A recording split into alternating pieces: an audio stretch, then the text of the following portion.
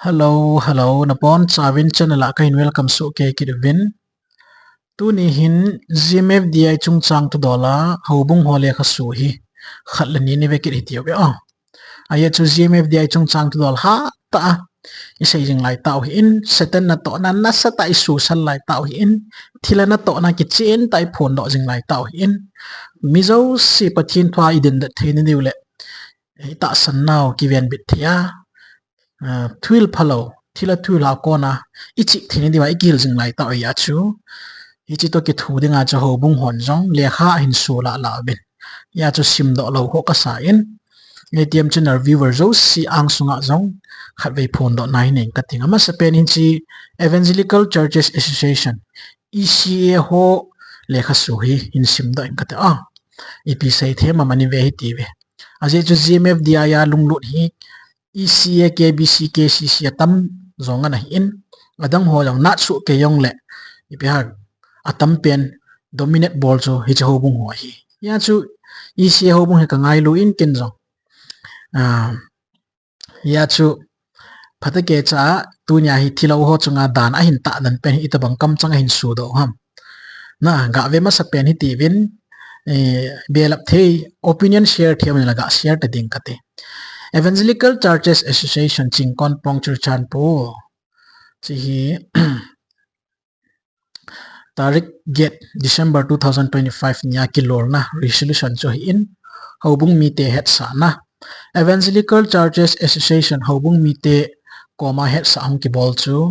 Gospel Ministry for Disability India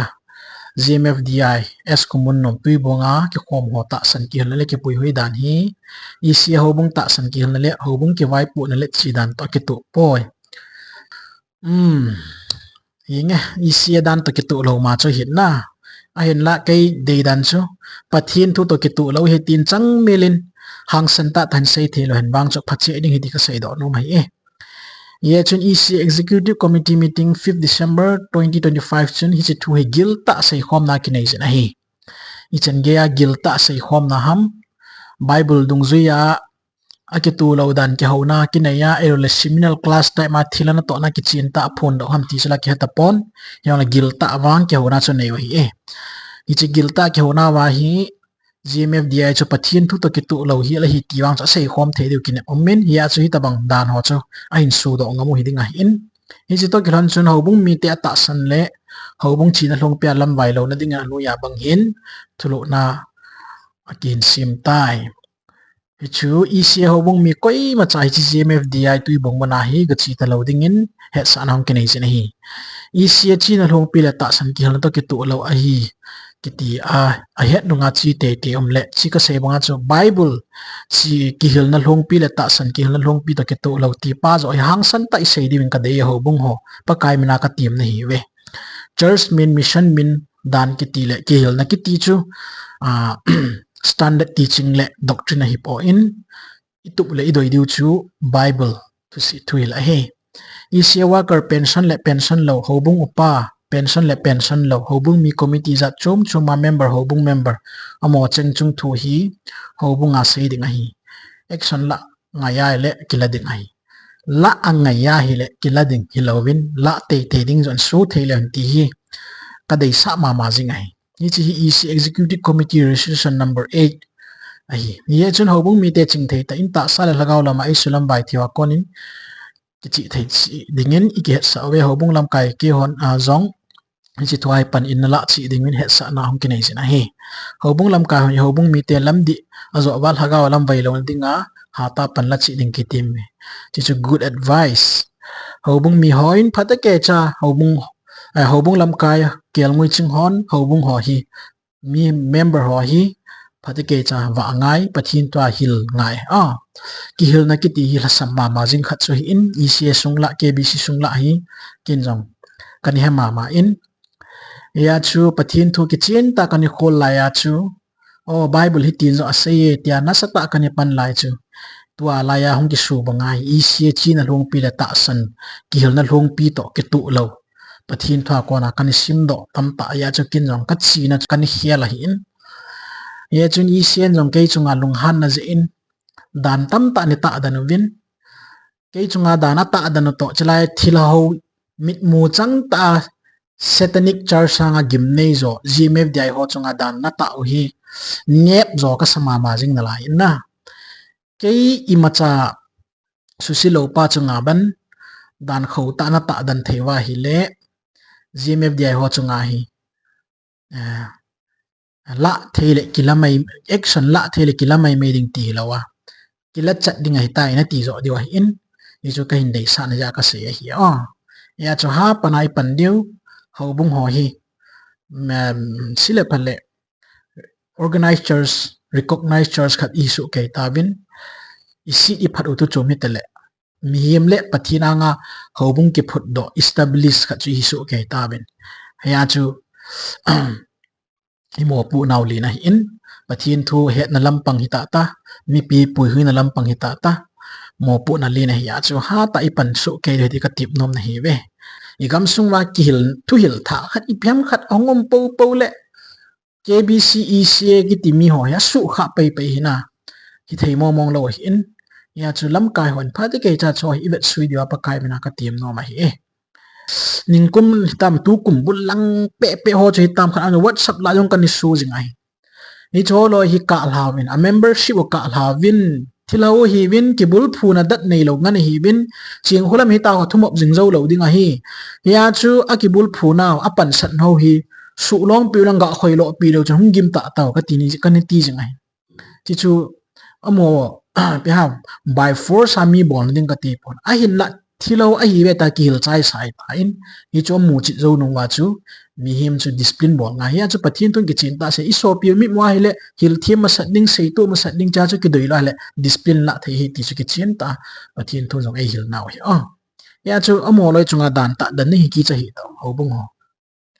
tun jong nong hang san dom dom win order be na hin su win ki pa me KCC ten ta ma thu su mo Cookie Christian Church Manipul Synod gam hoi veng kang po pil het sa kho ta na het sa na kho ta July 9 2025 Cookie Christian Church Manipul Synod sunga thacha ngap dat pastor ho upa ho executive member chule gambi tools le tur sung lom lam kai ho zo si chi het sa na kho ta hi khat chin phata isim ba izui chi divin thupi am kine ye KCC hi denomination Houbung ki khantal na dei lo ja Bible sei banga Houbung hi pathin sung ki khan thelo pum khat a hi ta sana ki bul phu na chule sei phong a pang hi bin tu ka hin dan hi loi tum Houbung ho to i chum hi lo bangin yum do guta win chule adi sei sanga thil di lo ki puilon le sai tam ta win hi chun anu ya thupi hi KCCMS Cabinet Member Rose in July 5, 2025 ni Hua Houbung Christian Church Mona Gilta ataw na to thua ki year Rose thupi ong kinai ya aize Houbung spelling yang za fu kit tayo ai hoi i pau hi spelling za chom chi ki bol su Kevin phung le changa jong ai ma dei chi ki bol le politics ha jong ai ma dei chi ki kayu le spelling ki sanang i ma dei chi ki kayu le pau chang ki sanang i dei chi ki thole i society hi ti do ai tan Houbung a jong hi ti do gam hi ta ben thil hon jong am ho dei dia thila khyo khyo le hi ti do gam hi ta ben na a hoi ye pi le KCC de to su jong Bible thu to ki tu lo Houbung lo chu doctrine lo tu chom hi ta le order na hin su pa cha ka hin pa cha win KCCM Cabinet Committee ki lorna number 879 bangin KCMS sunga pastor upa ngap de tur sung Houbung lam kai chule gambi le lom lam kai koi jong na Bible thil le KC thil to ki kala ta san chom nei usi to pa na to na nga jing ding phat sa hi very good action la chat wo discipline bor phat ai tai thilo ho hi mo ve ding ai ta poi ka so pite ho chule pastor chule upa ngap dan hon Houbung member pathin thwa pilin sa dia lam kayo tu lai ta san in the name of KCCMS Dr. Tilun Kim Executive Secretary KCC Manipur Synod hinge Houbung ho in order su bang hin action la phanai tai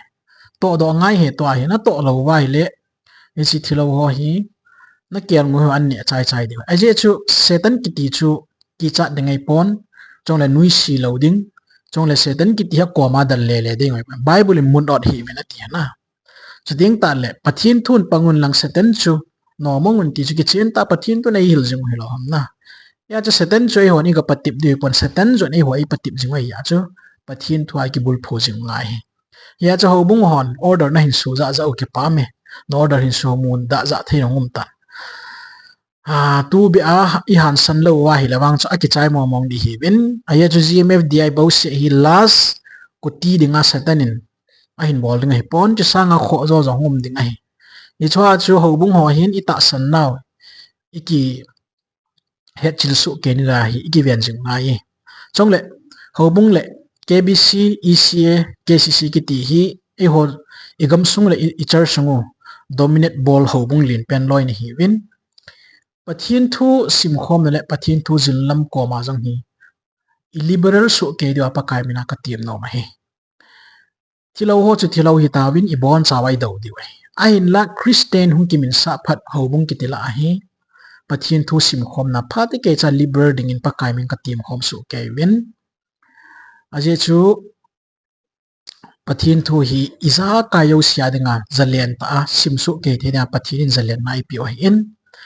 ya chu Houbung member khanin e ma ta san na ki ti pa pathin thu a in holting ta le Houbung abe na Houbung ho chu alam kai a pastor arven ho ado chin ma sat nom jingoi a hin ke ho pi su ke chu a hin la a reverend ho le a Houbung lam kai thui lo bin ama het nom na angai cha chen chu a hil do zo lo amu ting ta le chiting le chen min chi sanga hoi zo la phajo chu a hol no mai hi chu ta bang member hi mi tam he tu lai a hin la Houbung ho hin force a mi hi sa ku tu dol mo mo nga ithunun gut lo di win pa kai min ka tiam no me hi chu ta bang ki bol hi Christian min pu ho ki bol ding dan ai po in ya chu hi chu ta bang hi cookie society sung very narrow minded hola abo hi na lai in midang gams dang hole ikim value I tribe ki ba pi community ki ba pi ho jong hi tabang hi koi mana bol ta lo in ya chu sa khu tu do lai very liberal hi dio ka dei Houbung mi chu vian ding ai nai ai na pathin thu dung zui ta event theu nam KCC Houbung chin to ki tu poi KBC Houbung chin to ki tu poi ECA Houbung chin to ki tu poi tigu hilawa Bible thuli piam ti hi member hon a hin hol thending zo ai kot I hon di hi ti ka sei do no me ya chu pathin thu ki ti hi satan hi pathin hi nom pa worship dei pa hi in ama hin mi him te hi thuil phalo tam pa hi banui ri sip pum pi val hlum ding agut jin ai hi chola a chu pathin thu I pi ham ti hi zang ke ya Bible dop sang na thil hi Houbung hon chi pin dinga zalen ta yum dingo ho sa ho volunteer ho ai lo le thing noi ipi mi ho man cha sa khu thu dola hi Houbung I pui sa gut lo dingo ya chu kel ngui chingon Houbung hi pha te ke chai vet wa thing noi I noi ho le ho sa upa ho thu lu nu ya Houbung ki tol gut lo ding Houbung zo in gam sunga vet ding hi ti ka sei do no me hi chu pathin thun ki chen ta ai pi na wa ya chu thu ta idin chengmel dingo tiang ta la pathin thu hol ho hi liberal rights inei sa gut diwa he Houbung chi na to ki tu poi ti mana mi hi pong kha ma pong force din pa hi Houbung zo sin nga gut diw hi avel vela ATM sin la ko na ngai lut oswa ka hin tiam na hi win ya chu miem khat pathin thu in hol ting ta le a khuwa veng ai na lo la pi eloli piam khat ni cho ta bang hi e ho ku ki nam sunga hi ha chi pi win cho ta bang hi society nat na le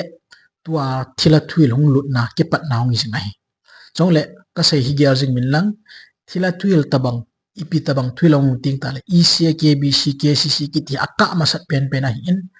hi cho hi pi ham ti hi gilta agyal ding om hi ha sei pong kating ya cho Houbung zo si hi milung lien Houbung na hi win ya cho ngai lut na ka tim ni hi win imedang khan a yel lo diwa pa kai mena ka tim no ni we I chong hin tin thilo ho hi